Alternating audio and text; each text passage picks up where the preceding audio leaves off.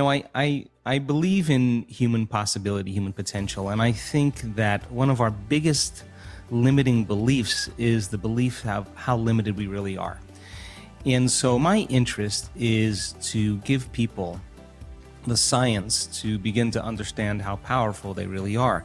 And I think that science really is the language that does that really well. And the new sciences like quantum physics and neuroplasticity, neuroscience, neuroendocrinology, psychoneuroimmunology, the mind-body connection, epigenetics, all of those sciences point the finger at possibilities. So I want to create a language for people from a philosophical or theoretical standpoint for them to begin to understand what's possible.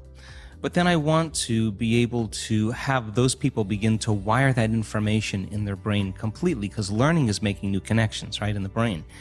But remembering is maintaining and sustaining those connections, and it's so much easier to lose our vision than to remember it, right? So then we have to begin to hardwire the brain or install the neurological hardware in preparation for an experience. So the more people understand what they're doing and why, then the how gets easier. So I want to then set up the conditions in an environment, in a workshop where people can begin to apply or personalize what they learn so that they can have an experience. An experience then further enriches the brain. But the prize of an experience is an emotion.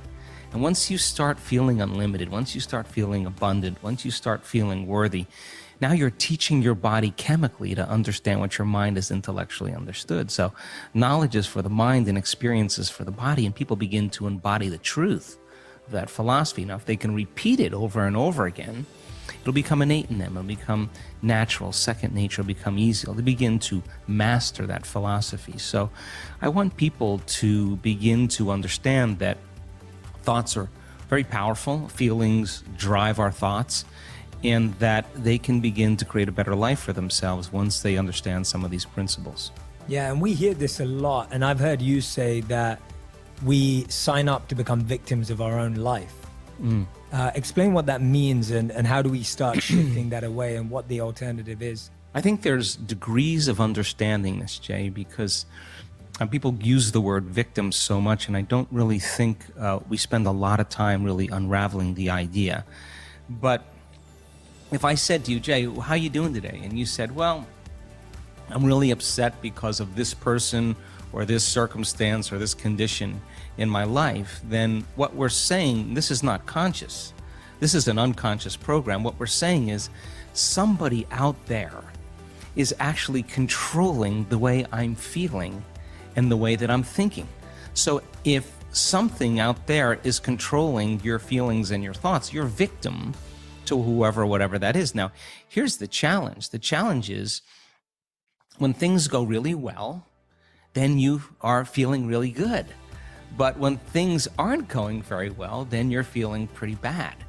So then the end result of that is that many people then become unconsciously reliant on something out there to change how they feel and hear. But if they don't understand that they're creating reality all the time, and they're living in lack, in unworthiness, in separation for their whole entire life, waiting for the event to happen to take away their lack or emptiness, well, they'll spend their whole entire life wishing, wanting, waiting, hoping.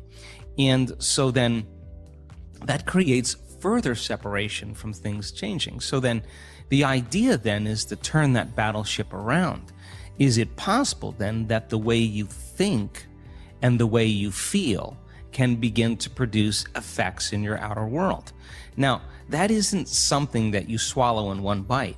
It's a process of gaining knowledge. It's a process of practice. It's a process of experience. But once you start seeing those synchronicities, those coincidences, those opportunities that start to fall into place because you're experiencing change in your outer world, if you're doing the work, you're going to start paying attention to what you're doing inside of you that's producing the effect outside of you.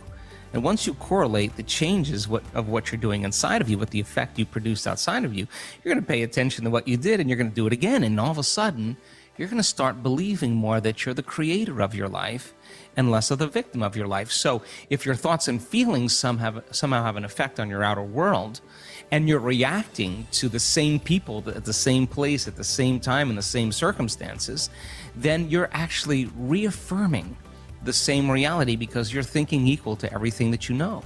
So that in order to change that, we have to begin to be greater than our environment. And being is how we think and feel.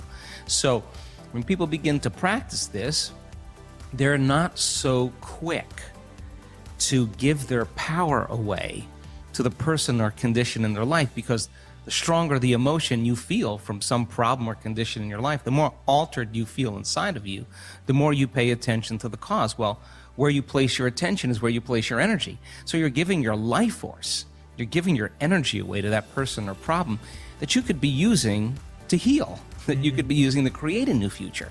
So then teaching people then how to self-regulate and find the present moment and settle their body down from those unconscious programs or those emotions that they're conditioned to. That's the work. And so then when you start lowering the volume to those emotions and you're doing the work and mastering yourself in some way, as you begin to change your emotional state, you're not going to be thinking about that person or problem, and you're going to begin to take your power back. And it literally begins to build a person's own electromagnetic field. Now, they have energy to heal. They have energy to create a new future. That's amazing. And before we dive into that, I want to ask you this, because we were just speaking about this earlier, that 10, 15 years ago, a lot of people would have struggled with these ideas, and it took a bit of pushing, but now people are coming to the events that you're doing a lot more open. You know, all of these themes and topics are becoming more broader conversation. People are hearing about these ideas. Tell me if there are still any people who are skeptical listening, or if there's anyone listening and just like, yeah, I've kind of heard about this thought thing before, but like, share with us some examples of how you've seen this transform some of the biggest things in people's lives. Well, first of all, 15, 20 years ago, everybody wanted to stay in the philosophical realm. Nobody wanted to do anything with it. But this is a time in history where it's not enough to know.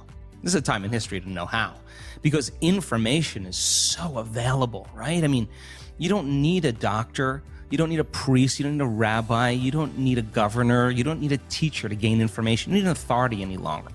Because of technology, we have access to information. Well, information creates awareness. And awareness is consciousness. And you can't have consciousness without energy. So people are beginning to wake up with a greater level of awareness of what's possible. So 15 years ago, 20 years ago, 10 years ago, I walked out and there was always a little resistance. But now people are coming because they want to actually experience the truth of it. So that makes my job easier, because I can just walk out and just fire away, because people are prepared, they're informed, they're ready. So anything that's not consistent with that energy or that level of awareness, those paradigms are beginning to break down. Whether it's education, whether it's religion, whether it's politics, economics, the environment, the medical model, everything's collapsing because people are informed.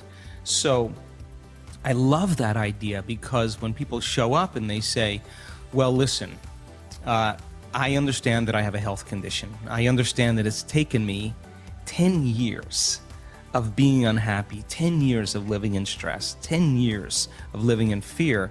That's actually begin to signal or select and instruct the gene that creates the disease.